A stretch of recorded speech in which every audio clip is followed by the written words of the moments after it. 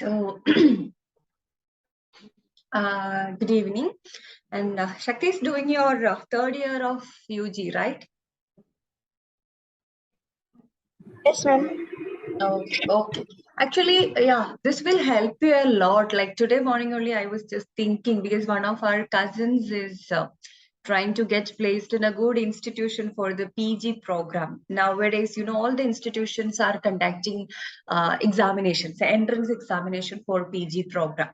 So that is what I thought. Actually, this is the best time for you to have a good, proper foundation for literature. Not only British literature, of course, we are focusing on British literature, but definitely there will be questions from other parts also.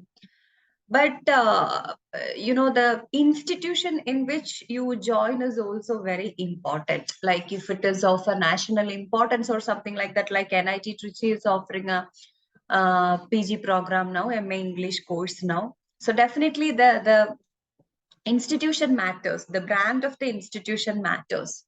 And then Madras universities, so many other universities, and all the IITs, most of the IITs and NITs are offering this kind of courses nowadays. So if you could pass the examination, entrance examination, and get into such a university, definitely your future itself will change. And if you're ready to, work hard further, definitely you can continue with the research and everything in the similar institutions, and it will be really beneficial for the future. So I was just thinking in the morning that, yeah, this is the best time that you chose to join this. And if you like, I'll be giving this kind of lectures and we'll have some limitations, like we can't explain just like yesterday.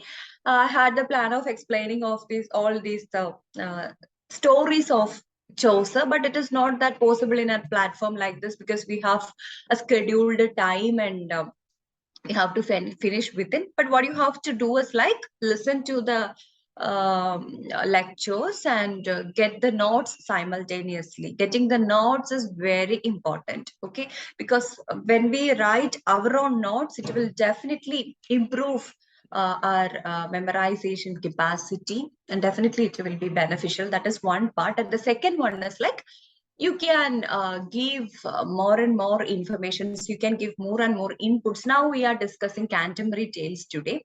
And here also, like what I'll be emphasizing is like the characterizations. That is the general prologue Canterbury Tales is having, not the stories. But what you can do is once you are familiar with the characters, you can just go through. If you Google, you will get lots and lots of ideas and materials, and then try to get the stories of all these characters and how it can be connected. All those things, some additional works are necessary, and also continuous repetition, like continuous listening to all these lectures, and then again and again. Sometimes you have to read. You may not be able to memorize all the things that we have done so far, so it takes time, of course. But what I thought is like, this is the best time for you, that you have enough time, you're not in a hurry or something like that. I told in the introductory class, no, I started having this kind of setting this kind of a foundation only after my PG program. So it was like too late for me to do something like that. Now the situation is different. It's highly competitive. All the institutions are conducting this kinds of entrance examinations. During our time also, it was the same case, but the number of applicants was comparatively less in number. Now it is not like that. So if you keep on working with this kinds of patterns and ideas that I told now, definitely it will be beneficial. Okay, yeah. So yesterday we had an overview of the Middle Ages is completed, and we had an overview of Chaucer, Geoffrey Chaucer, how an important figure he is in terms of in the context of English literature. And we have seen the major works by him and all those things. And of course, Canterbury Tales. When we identify Chaucer, or when we see Chaucer, it is the name Chaucer itself is synonymously identified with the work Canterbury Tales. Geoffrey Chaucer, Canterbury Tales. Okay, this is how it goes. So that much of an important work, and this is, I told you, the first work of, he's the first poet of national importance. And this is the first work of national importance, the most popular work. And of course, Canterbury Tales has lots and lots of other significances, other features also, because it shows exactly the picture of, okay, the social classes, the lifestyle of this Middle Ages, late Middle Ages, especially the 14th century. You can see a gallery of 14th century in the work of Joseph. Like, if you want to see what was the lifestyle of 14th century, or which was the occupations done by the people or something like that, don't Google and search like that, but you can see it in Canterbury Tales, because Chaucer has clearly chosen some different people, and he has given a very detailed sketch of all these characters in this particular work. So that is also something really very important, that shows his craftsmanship as well as his involvement. And of course, the characterizations represent his prejudices, his interest, and everything on various classes and various structures. Actually, he hasn't included two types of people. One is like the most aristocratic category, like the king, that kind of level people, and also the most lower people. Okay, these are the two categories which he didn't include, but in between, all the middle classes are included in this particular work. Okay, and yesterday I told you, of course, this particular work is based on Boccaccio's Decameron. Okay, Decameron, yesterday we discussed in a nutshell what is it all about. Like, it was about like some men and women who were refugees, and to entertain themselves in the afternoons of their this particular period, they started telling stories and things like that. Actually, during 14th century, you can imagine there was no smartphone, nothing. So this kind of exchange of stories and all those things will be the only form of entertainment that they can have. And of course, our Canterbury Tales is having a general prologue, an introduction. Prologue, do you remember, like in the Greco-Roman period itself, the tragedies, everything had this prologue. So prologue means giving an introduction, giving a very detailed idea for the rest of the part, for the rest of the stories, something like that. So Canterbury Tales is also having such a general prologue, which clearly gives an idea of the 14th century England. Different people, different characterization, all these characterizations are included in the general prologue. And there are 29 pilgrims plus the narrator. Narrator is the poet, that is the Chaucer himself. Okay, he is also one of the pilgrims, and he is explaining, like he is seeing others. Okay, and from his perspective, he is identifying each and everyone. He's describing each and every character who came for this pilgrimage. Okay, and they all meet in an inn called Tabard Inn. Inn means a hotel-like place. Okay, hotel-like place where they stay. That is in Southwark, Tabard Inn. Actually, they are on their pilgrimage to the shrine of Thomas Becket, Saint Thomas Becket. Okay, so that is the place to which they are making this pilgrimage, Sir Thomas Becket, and it takes almost 55 miles of journey. Okay, 55 miles of journey. It's not kilometers during that time, but miles. It is much farther than the kilometer. So you can see like 55 kilometers to the shrine, and then again 55 miles back, 55 miles to the shrine, and then 55 miles to the back to the inn. So it will be very tedious journey. All of them will be at the horseback. There are no other transportation facilities during this time, so everyone will be traveling on a horse. So this journey will be very tiring, very boring, very tedious. So to ease their journey, they had the plan. Actually, Harry Bailey, the host of the inn, okay, host had this plan that, okay, each member has to tell two stories on the way to the shrine and two stories on the way back. So each person has to tell 4 stories. Okay, so in total we have 30 members, and 30 into 4, 120 stories. Actually, Chaucer planned for 120 stories. In Decameron, I told you there are more than 100 stories. It's almost like 100 plus stories. So likewise, Chaucer also had the plan of including 100 plus stories, that is 120 stories. But unfortunately we don't know what the reason is, whether he couldn't finish it or not, or whether he died before that, we don't know exactly. Anyway, he could finish only 24 stories. Okay, actually 23 pilgrims tell the stories, but there are 24 stories because Chaucer tells 2 stories. The narrator tells 2 stories. Only the narrator could finish at least 2 stories, and rest of the pilgrims, that to 23 pilgrims are telling stories. Rest of the pilgrims, they didn't get an opportunity to tell the story too. So though he planned for 120 stories, we have only 24 stories in Canterbury Tales. Okay, and pen pictures of 21 pilgrims. That is the what to say, peculiarity or the uniqueness or something like that of the Canterbury Tales, because you know that while Chaucer writing Canterbury Tales, the literature itself not that developed. Okay, we don't know how to write. There is no proper models and all those things for Chaucer, and it was like a very rough time for literature.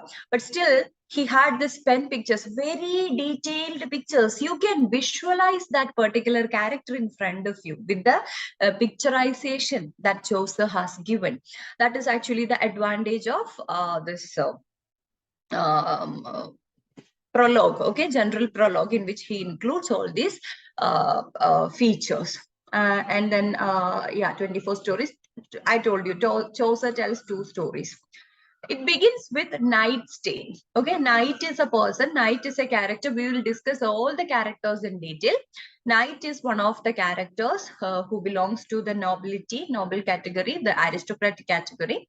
And Knight tells the first story, and it ends with Parson's story. Okay, Parson is the one who tells the last story. Actually, Parson's story as well as one of Chaucer's story, both are in prose. All the other stories are in verse. 22 stories are in verse and 2 stories are in prose style. And the final story, that is Parson, Parson, the vicar Parson. We'll discuss all the characters in detail. And Parson's story is in prose style. Okay. Then actually, the Canterbury Tales ends with a retraction. What is a retraction? That is Chaucer's apology. Apology for the vulgar and unworthy parts in his book. Because I told you in the beginning, like this is actually from the perspective of the narrator. That is from the perspective of Chaucer.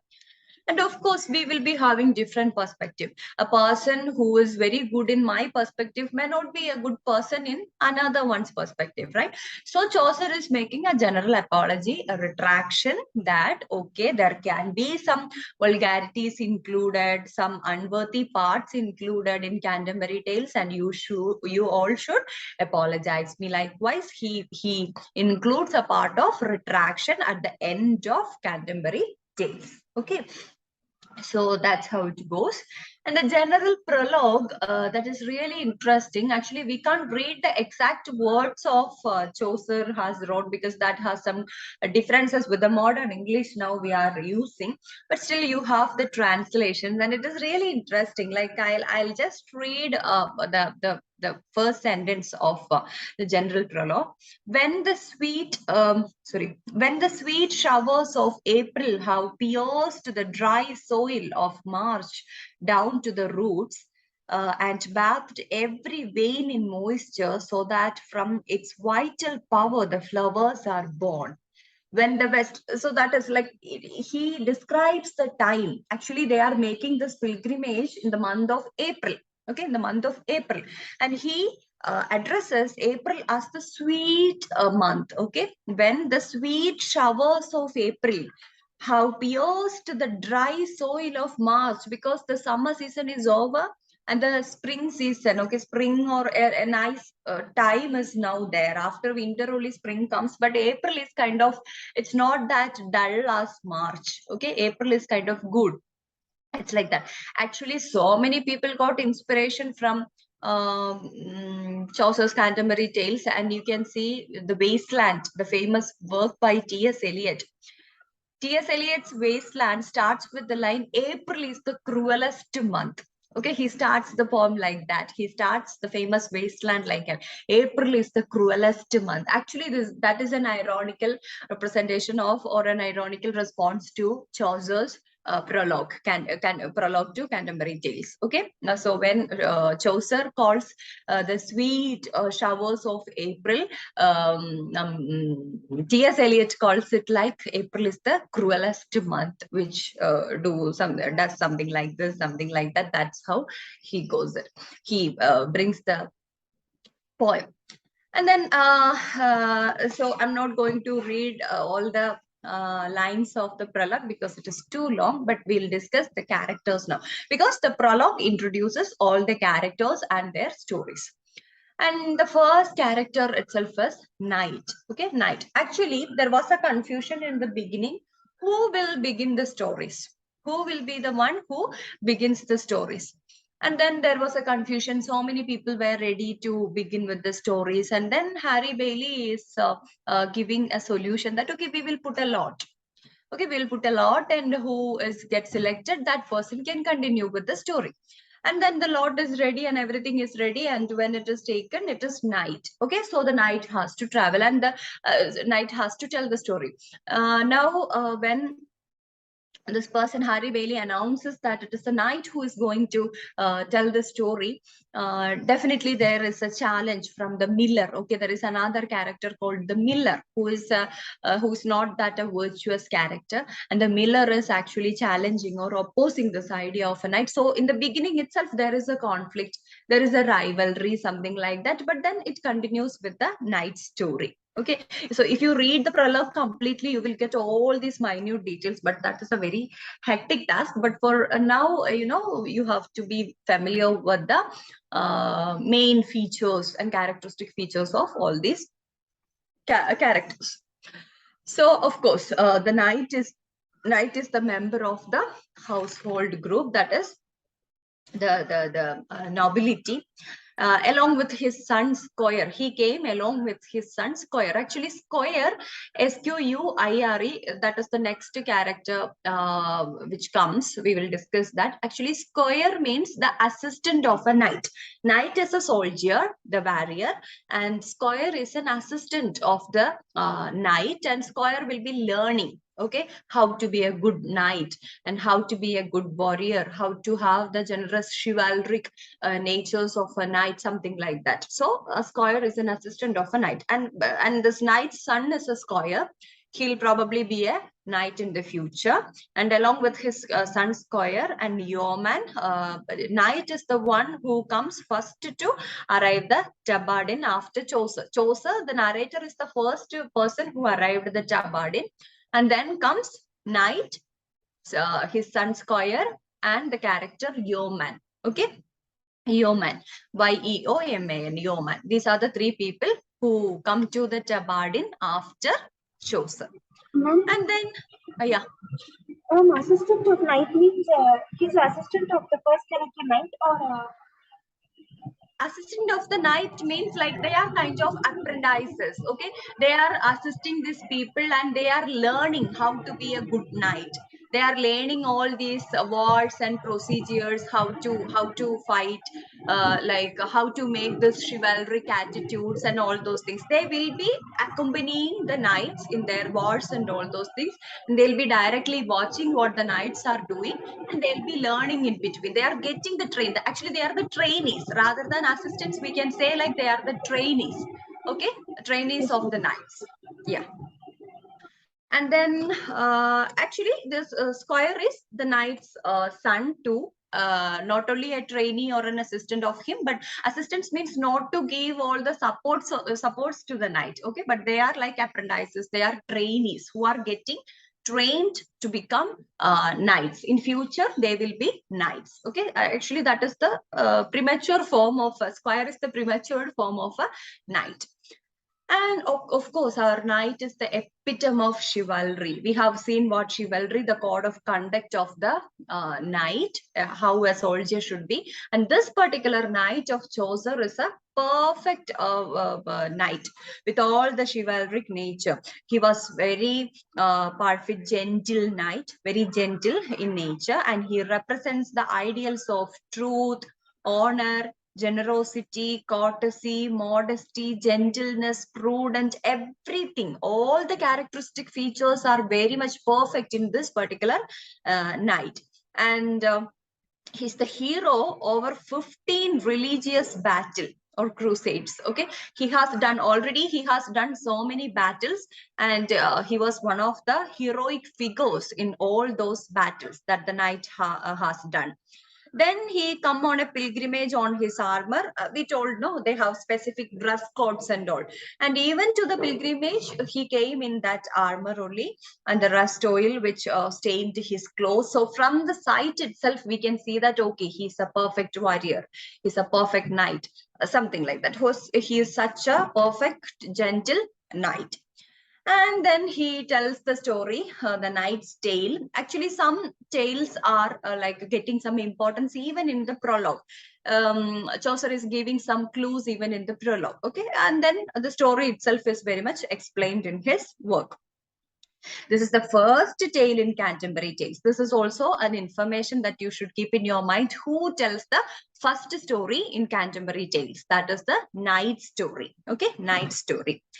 And that this is actually the story of two Greek noblemen. Okay, in Greek there were two noblemen whose names are Palamon and Arcite. Okay, Palamon and Arcite are two noble Greek men. Actually, they are cousins. Okay, they are actually cousins, but they had a duel. Duel means the fight, physical fight between each other. To for the love of Emily. Emily was a girl to whom both of them had attraction, and they had to conduct a duel. During that time, if you have dispute over something, whether it is the love for a girl or whether it is a property, whatever it is, or if it is even it is an argument, they have to do this duel, this fight, and whoever wins in the duel, that person can have that particular thing. It was the usual form during the usual pattern they followed during that time. So Emily was a girl who was loved by both these persons like Palamon and Arcite, and they had a duel to get the love of Emily. Actually, Arcite wins. Okay, Arcite is the person who wins the a duel. But what happens? He is thrown off a horse after the fight and he wins. And at that time, he falls from the horseback and he dies. So unfortunate. And he dies, and naturally, consequently, Palamon wins Emily because these two were the two persons who wanted to get the hand of Emily. And though Arcite wins, he falls down from the horseback and he dies on spot. So Palamon wins the hand of Emily. Okay, actually, this story is taken from Boccaccio's Tessida. You can see in the earlier times, all the stories, most of the stories are the roots are or the sources are taken from some earlier ones. Many of Shakespearean works, have its roots in the Roman and Greek works or the medieval works or something like that. So, likewise, this particular story that the knight told is actually has its roots from Boccaccio's Tessida. Yesterday we discussed Tessida. So Boccaccio's Tessida is the root, and the story is actually retold by Shakespeare. Shakespeare in The Two Noble Kinsmen. I told you, no, Shakespeare usually takes this kinds of sources, roots. So, Two Noble Kinsmen is a popular play by Shakespeare, and the root story is this Canterbury Tales Night Story, and Canterbury Tales Night Story is again taken from Boccaccio's Tessida. That's how it goes. So, that is what the major characteristic features of the knight. Actually, rather than the story, you should focus on the features of the character. You should have an understanding of the story, what they have written, but the stories are not that important comparing to the characteristic features of the person, because that is what very much important when it considered with the prologue of Canterbury Tales. Okay, yeah. The next one is Squire. Squire, of course, we have seen Squire already. Who's that? The son of the knight and the trainee now. And Chaucer has addressed him as like as fresh as the month of May. Okay, he's as fresh and very vigorous, very charming, very active, very energetic. That kind of a person. He's as fresh as the month of May. That is how Chaucer addresses him. Actually, he is of a medium height and curly hair. These kinds of minute details are given by Chaucer. Okay, medium height, and he's not that tall, not that short, medium height and curly hair.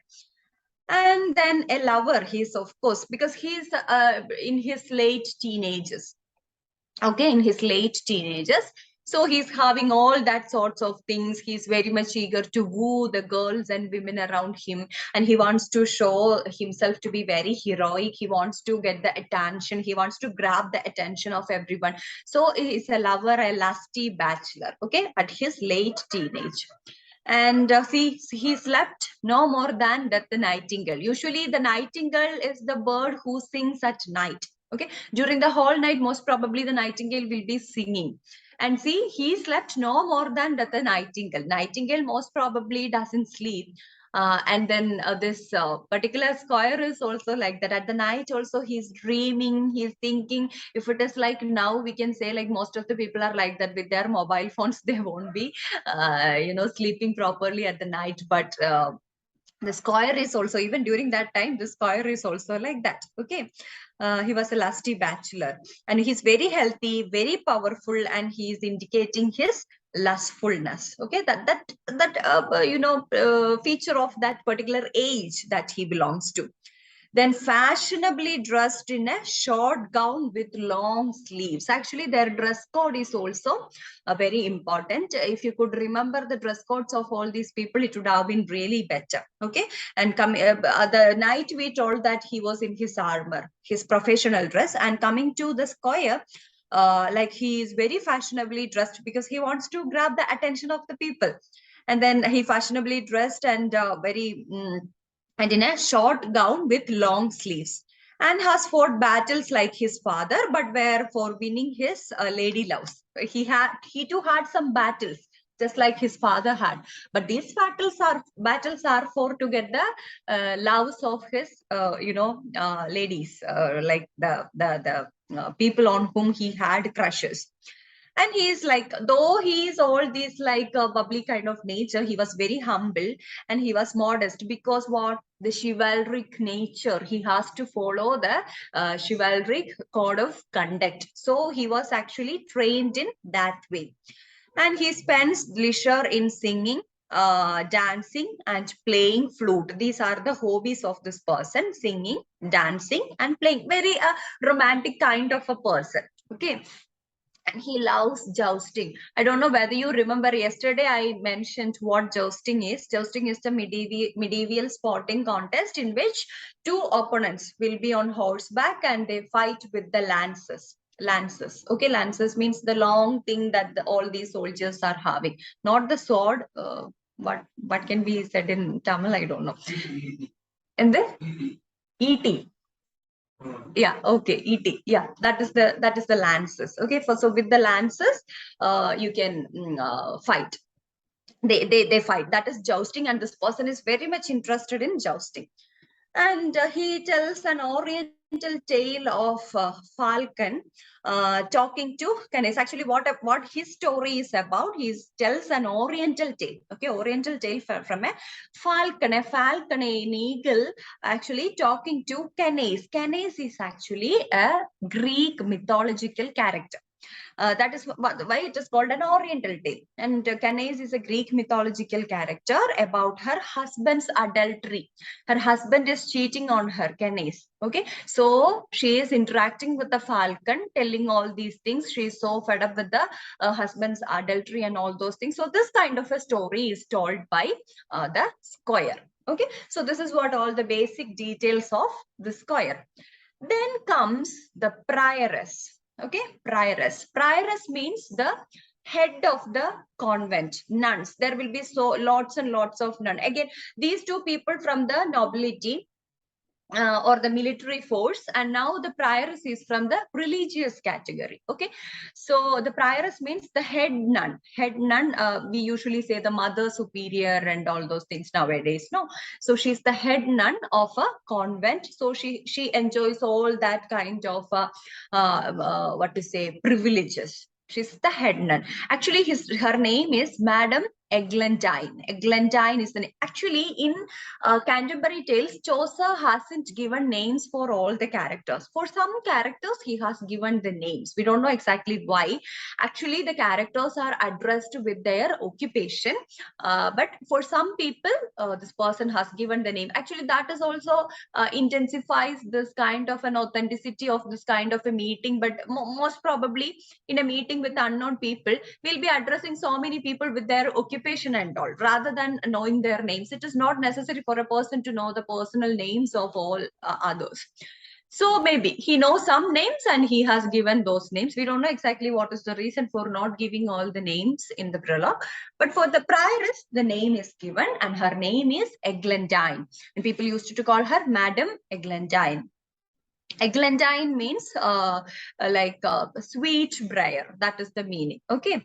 And she's a very beautiful, ladylike and romantic, pleasant, amiable lady. Okay. These are the features that is given to this particular lady.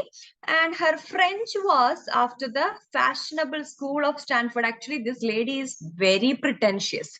Very pretentious. She wants to show off something. So she's like she's having a fashionable affectation of French in her speaking. I told you English is the peasants language during that time, and French and Latin was dominating during that time.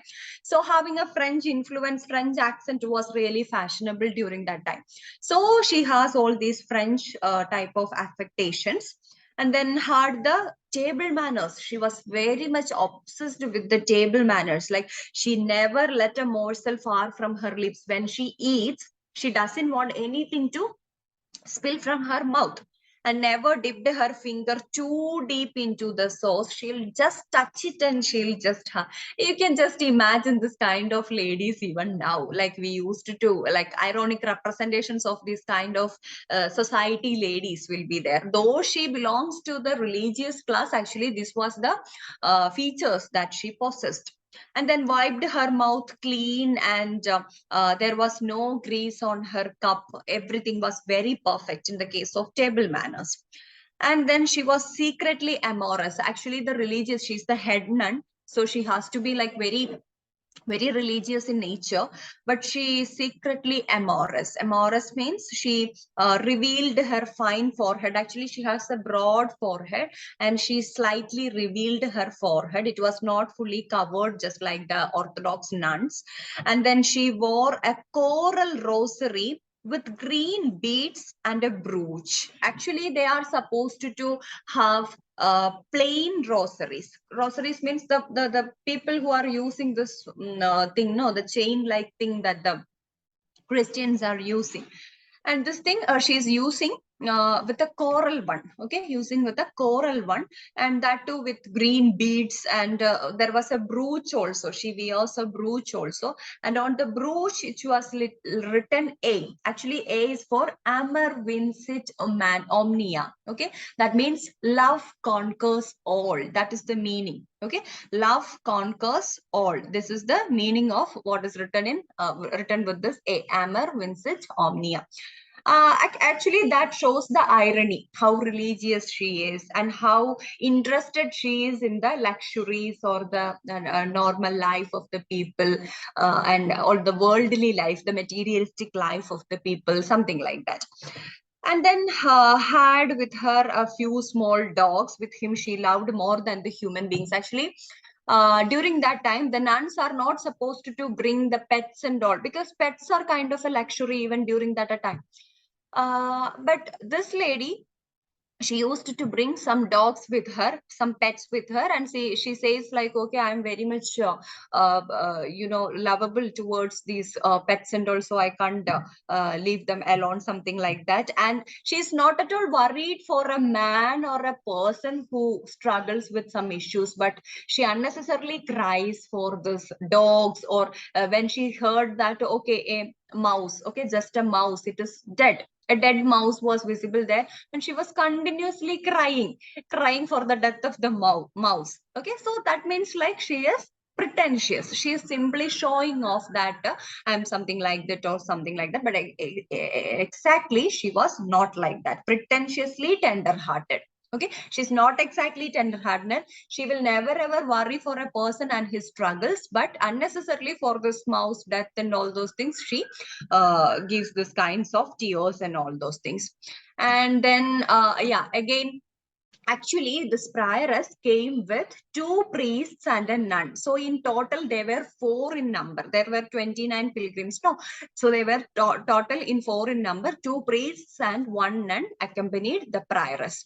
So it will be ending soon, yeah, it will be ending soon. So she was like very fashionable, pretentious, and she sang her service divine, her songs, religious songs, are in a fashionable nasal tone, she sang with the nose. And then fashionably the oath of the Saint Louis, whatever she says, whether it is religious or whether it is normal, it is all in a fashionable, very pretentious way. Okay, this is what all about the prioress. So with that, he gives a very long and detailed description of this prioress in the prologue to the Canterbury Tales. Prioress is a longer description. So I think we can rejoin in a moment, and we'll continue with the other characters.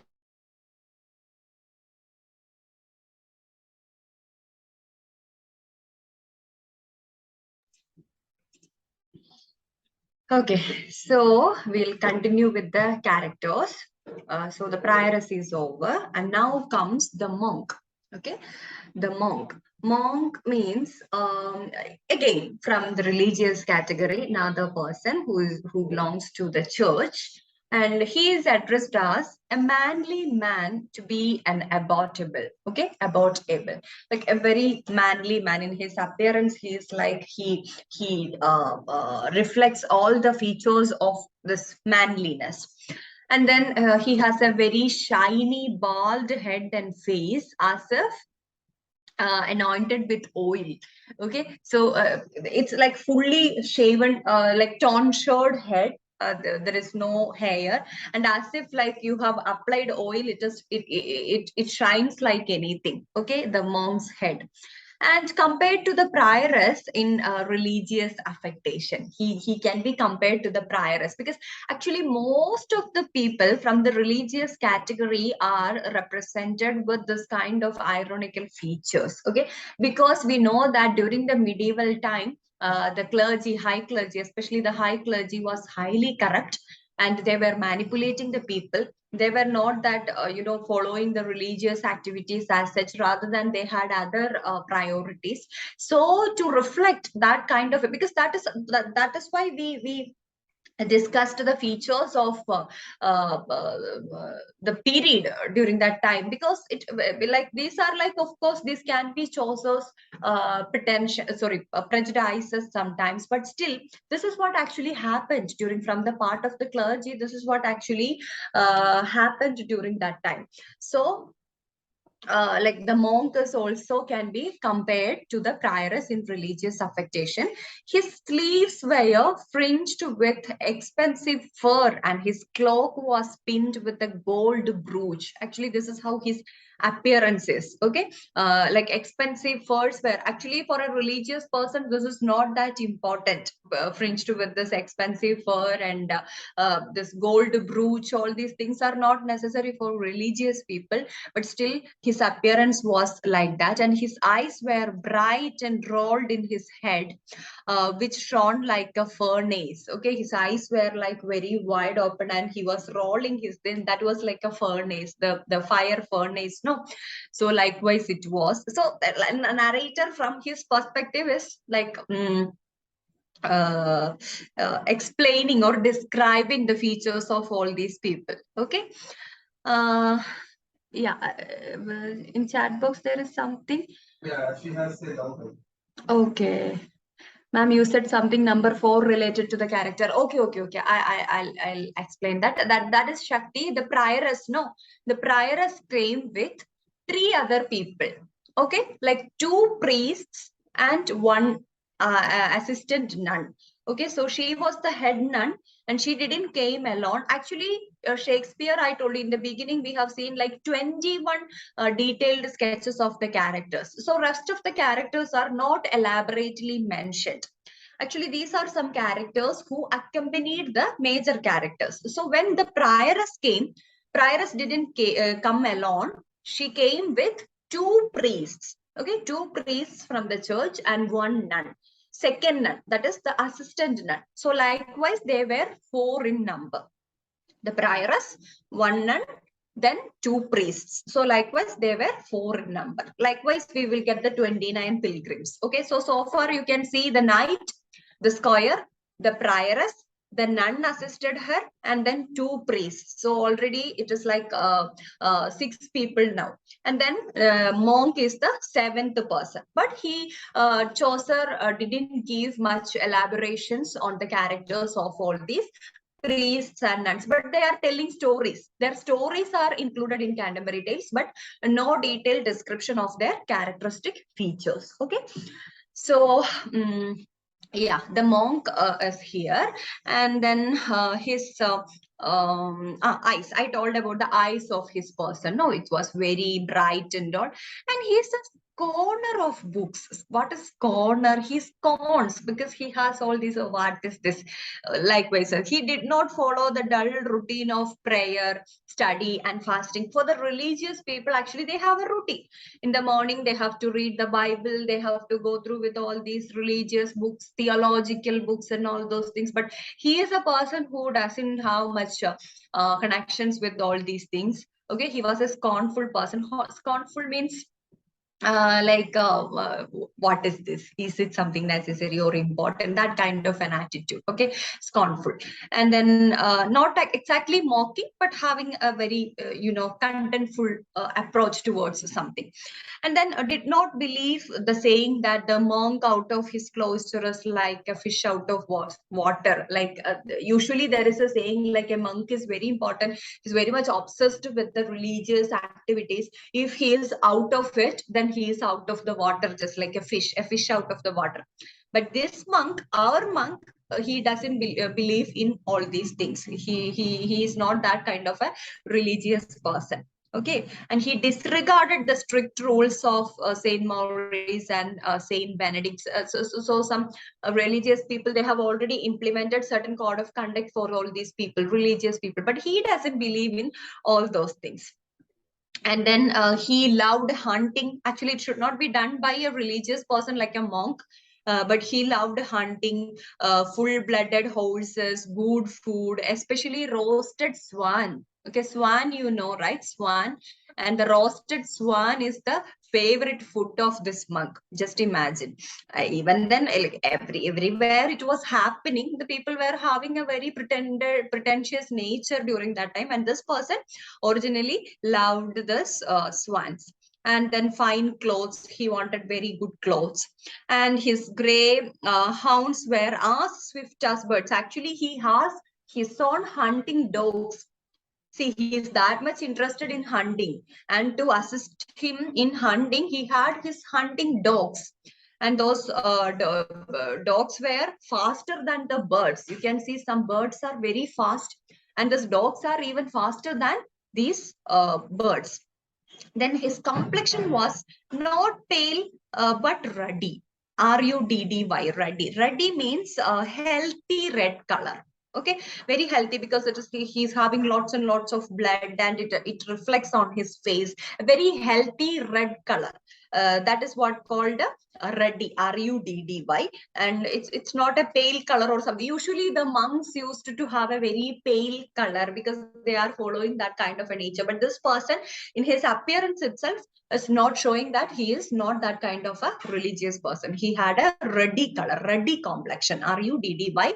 He loves a roasted swan. He had his own hunting dogs, and the dogs were faster than the birds, and he doesn't believe in reading all these books and all. He had a scornful nature towards all these books, okay, and he didn't follow any of the religious activities or the code of conducts. Those are assigned for a monk, something like that. So he was such a person, the monk, okay. Then comes the friar. Okay, the next character is the friar, F-R-I-A-R, friar. Friar means having like taken a vow of poetry. Friar is also from the religious category. Actually, there are people who are taking a vow that I'll be poor, I'll be begging, and I'll be leading my life like that. Like they'll be like probably beggars, and they will earn their livelihood by begging. Okay, that is how a person, a friar, will be. But this friar, again, okay, it's another ironical characterization in the context of religion. He is very wanton and merry. Actually, this type of people, they vow to be like be in poverty. They will not enjoy any luxury. They will not go for any pleasureful activities and things like that. But this particular friar is very wanton and very merryful, and he belonged to this mendicant order. Mendicant order means begging, like they are supposed to be beg. All the friars will not be like into begging, but anyway, they'll be doing this poverty. But this particular character is belonging to the mendicant, M-E-N-D-I-C-A-N-T. The spelling is here, mendicant order. That means this begging line. And he is supposed to live a poor life by begging, but he is more interested in love affairs of young people. Okay, and he married many a woman in his own cost. He married many people. He was very much interested in this loving and all those things. Actually, it should not be the code of conduct of a friar.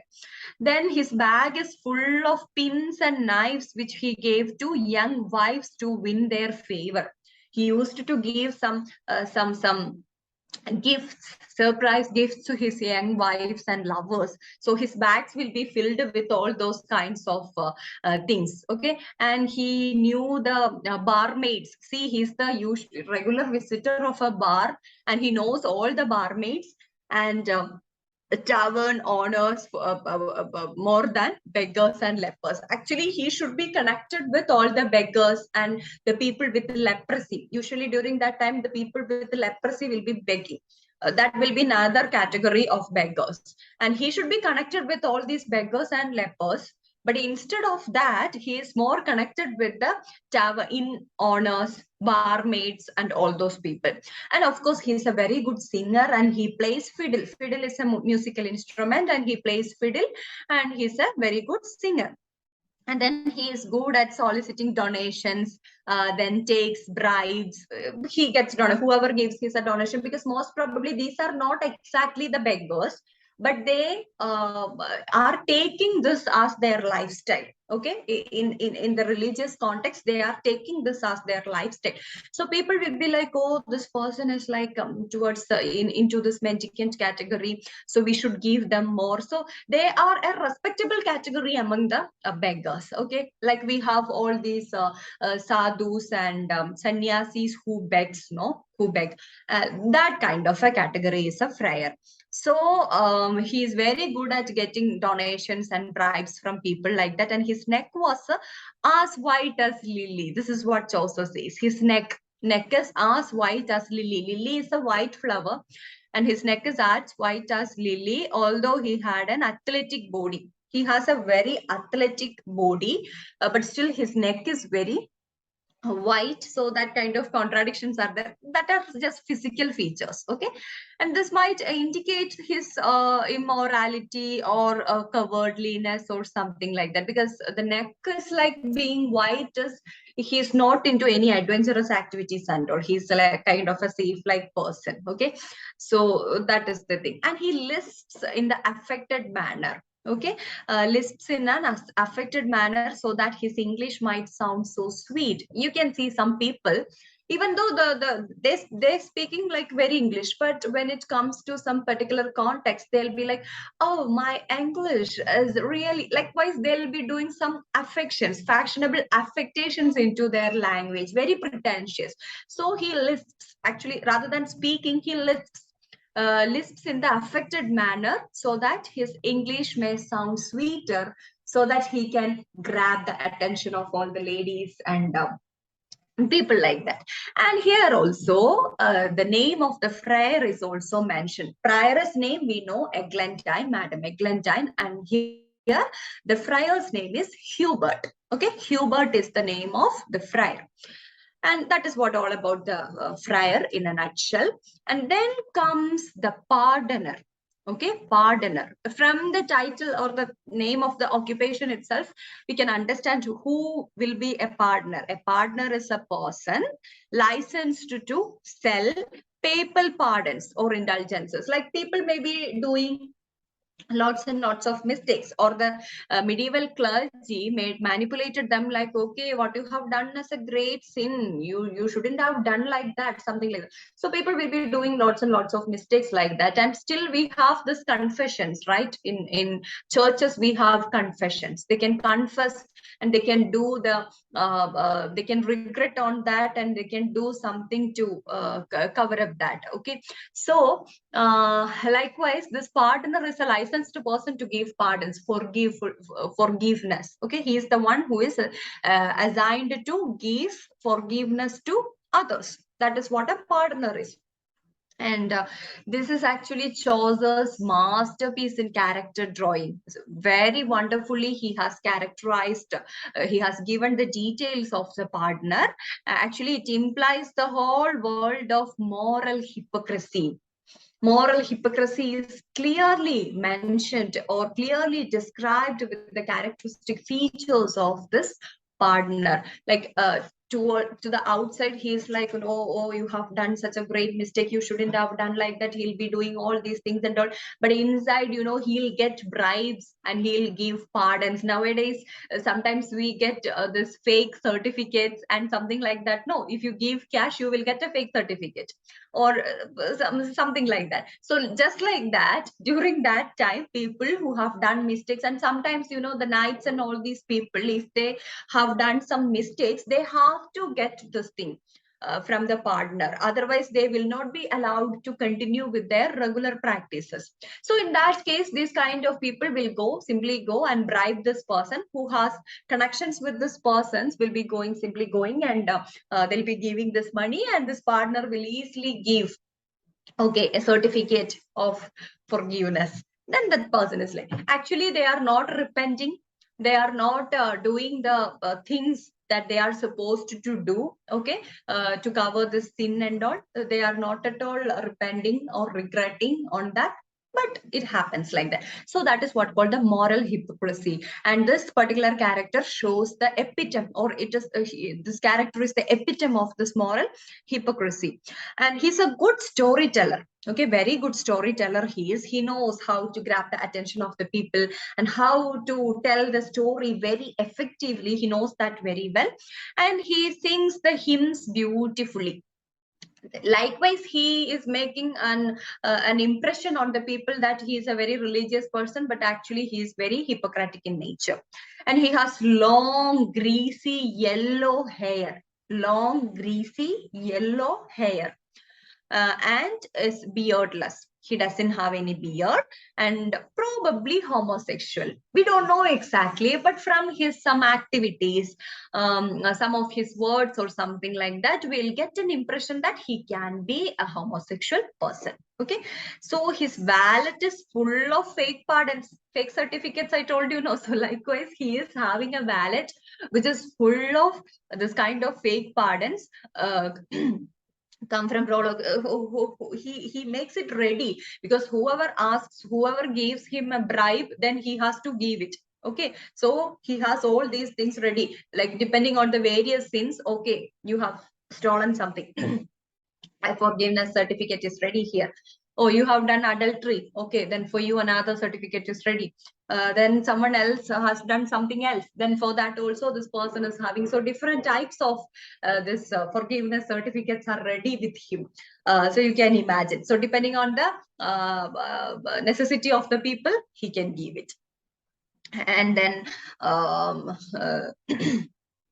collection of relics. Actually, he is admitting to the pilgrims that they are fake, and he will claim as she want to have miraculous healing power. Whatever he is having, he says like he is having so much of power. Actually, it is spread outside that this partner is having so much of powers, healing powers, miraculous healing powers, and all those things.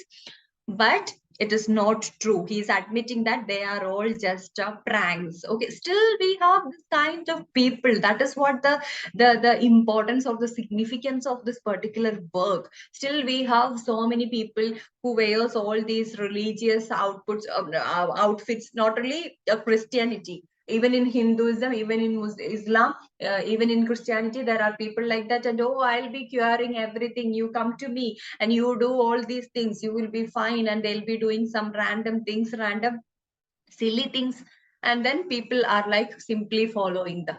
Okay, Hippocratic people. So then he had a pillowcase which he asserts is his Our Lady's veil. Okay, like he's having his moral side is also not that good and not that fine. So it goes that way. So the pardoner, so the prioress, the monk, the friar, the pardoner, all the four people who are described so far are like not the exact religious person, or who do not follow the religion properly. Okay, then comes the summoner. Okay, summoner, he is the pardon's companion. Okay, he's pardon. Like summoner is the person who summons notices to others. You have to come, you have to do this, you have to do that, something like that. So he's pardoner's companion, of course, and he's very lecturous. Another person from the same ideas. Okay, lecturous, dishonest, and hot and wanton as a sparrow. That is what Chaucer said about this person. Very lecherous, lustful person. Lustful towards women, lustful towards the materialistic life, and he is completely dishonest. Okay, not at all an honest person, completely dishonest.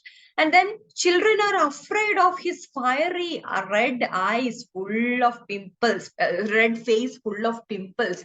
He is having a very fiery red face. Earlier we told like it is a ruddy face for the monk, but that is a healthy redness.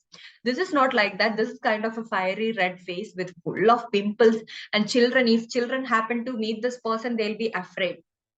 Okay, and he's having a scaly eyebrows. What is scaly eyebrows? If you have full of dandruff, you will have lots and lots of flakes on your eyebrows. Okay, flaky eyebrows. That is what actually the scaly eyebrows, full of dandruff, and he's such a cleanless person. Okay, all these things. And he loves garlic, onion, leeks, and blood red wine, and drink excess. That means like, okay, from his appearance itself, he's an ugly person. And what he loves is like garlic, onion, all these are like, uh, gives bad smell, gives a bad mouth. So both his mouth as well as this person's appearance, everything is kind of this ugly kind of a thing. That kind of a picturization is given to the summoner. and he sprouts the few Latin phrases he knows. He knows some Latin phrases, okay, and he uses it in between, whether it is necessary or not, even he doesn't know, but still he gives all these Latin phrases. And he took bribes and was disdainful of the teachings of the church. He's not at all valuing the teachings of the church, and definitely, just like the partner, he too gets the bribes and all. And he had the control over the young people of his dios. Like he used to control people. Okay, you have to come, you have to do like this. Likewise, he himself made himself a very controlling figure, and he used to control the young people during that time. So the summoner is kind of an ugly. You can visualize the face of the person with fiery red face, with full of pimples, flaky eyebrows and all those things, who always chew this garlic, onion. Those are the important things, or the interesting things that he love to have, all those things. Then comes the parson. Okay, parson means the vicar or the rector or someone like that, vicar of the church. Okay, and this is an ideal parish priest. Of course, like you can see, like Chaucer has given a list of people who belong to this religious area, and many of them are corrupt, but there are some people also. So it clearly shows how the 14th century clergy were. Okay, and like there will be like some good people, but most of them will be very Hippocratic, very immoral, and very dishonest in nature. And he is an ideal parish priest, and he taught only holy thoughts and did only good deeds. He didn't do anything other than the God's things and religious things. Okay, he was very pious and devoted to his duty. Whatever his duties, he continuously did his duties. And then he was very gentle, very diligent, and always patient in the face of adversity. Like when some adversities or some problems, some dangers come, this person is like very patient. Okay, let us see. That is what exactly expected from a priest or a religious person like that. And he is a perfect religious person in that way. Did not look down on the parishioners, and for not donating money, gave them the little he had. Actually, during this time, I told you, the clergy, the people from the religious monasteries, they were grabbing money from the people. You should not enjoy the luxury, you should contribute everything to the church. They were saying like that during the medieval period originally. And then this person actually, and usually the priests, you know how the priests are, though there will be some people who are not able to give the particular amount that the church is requiring. So in that case, they'll be like, oh, these people, they didn't give enough money. They are like silly people. This kind of discrimination will be there on them. But this priest was not like that. He helped even the poor, and he helped them with what we can, what he can, what he could. So something like that. So he helped them, and he preached only what he practiced. He didn't try to manipulate. Okay, he didn't try to manipulate, or he didn't give his own interpretations. He actually gave the people, the preached the people the Bible, whatever he practiced, whatever he knows, whatever he is confident on. That is what he preached, and never left the parish to make money in London. Okay, he was not at all interested in collecting all this money and all those things, and he was very simple shepherd, who wanted to save the souls of the sheep. And then always asked himself, if gold rusts, what would iron do? Okay, what will the small people, if aristocratic and episcopacy people are enjoying all these luxuries, then what will the usual people do? What will they do? That is what his anxiety was. So such a religious person, such a perfect priest, such a perfect vicar, the parson was. Then comes the Clerk of Oxford. Okay, Clerk of Oxford is kind of a neutral portrayal. It's not that bad, it's not that good. It's a neutral portrayal. Actually, he Clerk of Oxford means he's a student actually. Okay, in Oxford, he's a student. Actually, he devoted to study the philosophy. He wanted to learn philosophy, the logic, and all those things, and that is what his ultimate aim was. And he, as well as his horse, is lean as a foal, very lean person. That is his physical introduction. And then his horse is also very lean, just like him. And of course, he was poor.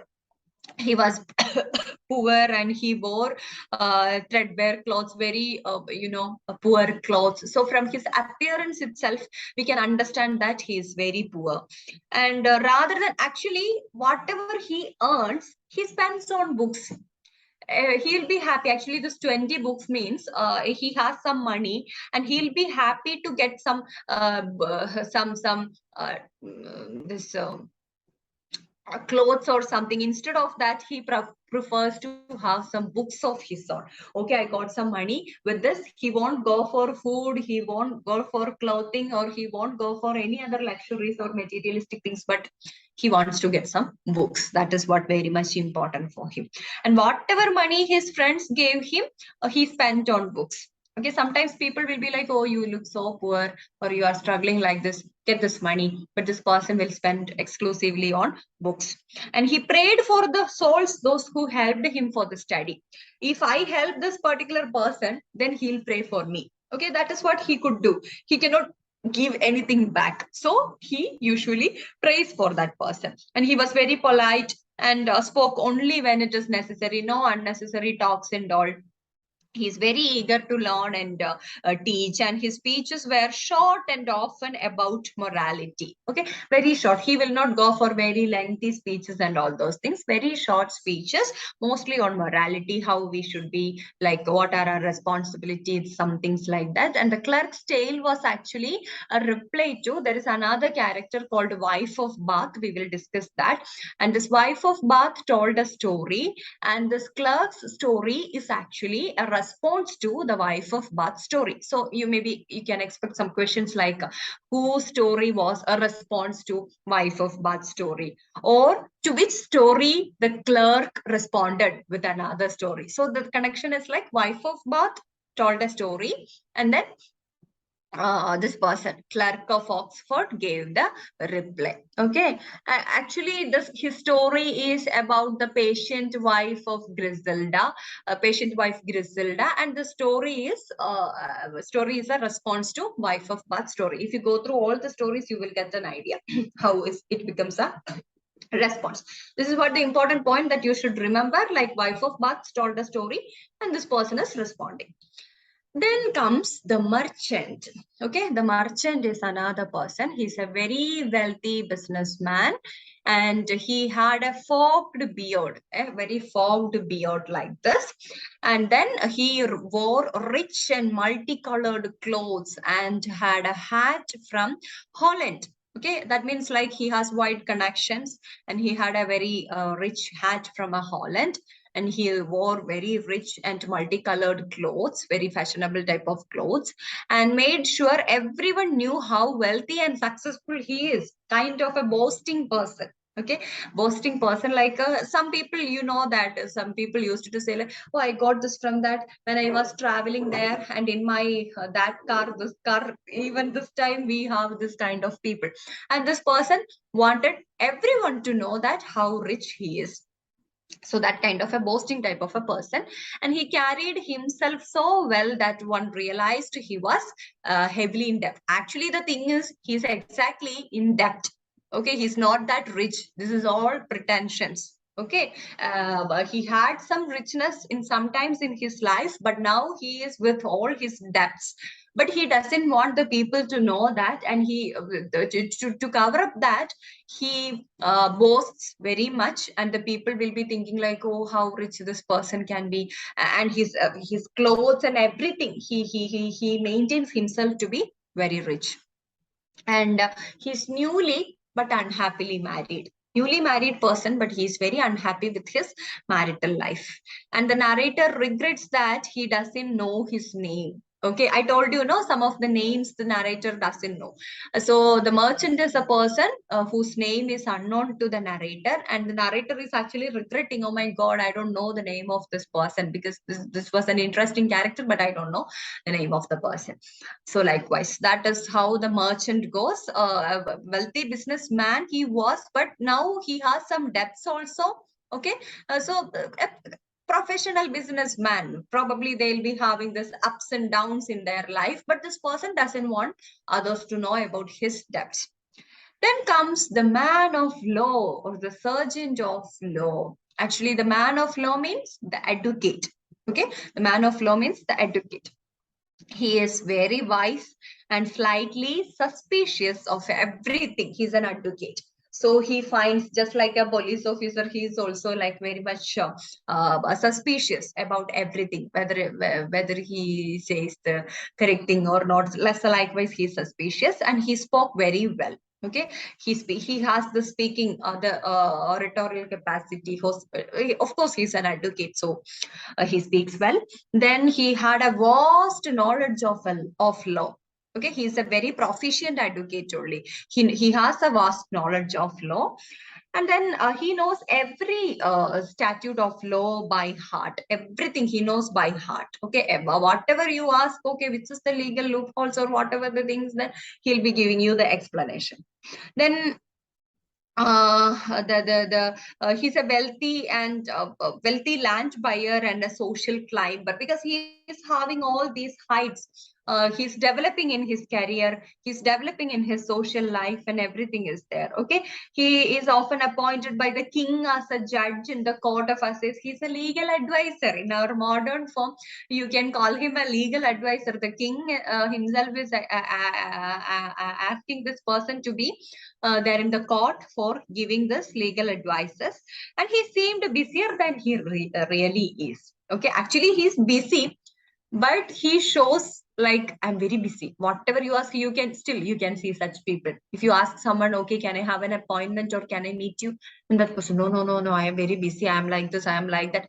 Maybe sometimes he may not be, but still that person wants to show up more. Okay, I'm very busy, busier than exactly he is. Then he wore a multicolored coat that was tied together with a silk belt and some small pins. Okay, that was the appearance, the dress code of this person. Wore a multicolored coat that was tied together with a silk belt and some small pins. That was all about the man of law. And I think we can discuss some more people like Franklin. The Franklin is the next person. Actually, he is also a member of the nobility. Franklin is also a member of the nobility. He was the companion of this man of law. He came with the advocate, the man of law, and Franklin came together. He's a wealthy gentleman. Actually, he's a farmer. Okay, farmer, farmer of sanguine temperament. That means like pleasure seeking, very comfortable with socializing. That is what the sanguine nature is. Okay, very comfortable, very calm, very sociable, things like that. Pleasure seeking person, sanguine person. And his beard was as white as a daisy. Okay, very white color beard that he had.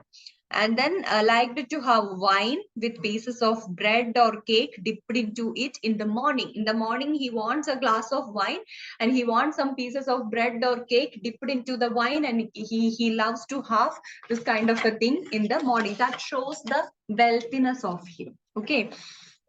And then because he loves pleasure, he is called the son of Epicurus. Epicurus is also another mythological figure, and because he loves this pleasure, is known as the son of Epicurus. And then meat and wine are so plenteous in his house that they are said to snow. The narrators say, like, in his house, meat and wine, just like snow. You know how the snow falls. Okay, like in plenty, lots of snows will be falling. Just like that, in his house, this wine and meat are falling. That means the wealth of that person. And if his sauce was not pungent and sharp, his cook would be in trouble. he will scold his cook because he has that kind of a lifestyle. He needs everything perfect according to his taste. So if something changes, his cook, his assistants, everyone will be they'll be like scolded on. And then he kept some birds and many fishes. Okay, he had the habit of keeping some fishes and some birds, and then varied his food or supper according to the seasons of the year. Okay, seasonal fruits and seasonal things. Okay, what is available or what is so special of this season, then that will be for his dinner. And then during the next season, another thing will be like he was not following. Usually we have a usual pattern like rice or something chapati or something like that, and we continue to follow in all the season. But he's not like that. According to the season changes, he changed his food items also. And he has also been a sheriff to the legal auditor. Okay, like he knows he's a farmer, wealthy farmer and everything, and he's very good at keeping his accounts and all those things. And then a dagger and a hawking pouch hung in his girdle and was as white as the morning milk. Dagger means like it's a sword-like thing. They are like weapons that they can use for their self-protection or something like that. So a dagger and a hawking pouch will also be hung at the girdle. He will be having a belt, and there this will be hanging. And the Franklin's Tale is a Breton lay. Breton lay means the story set in Brittany. The story set in Britain.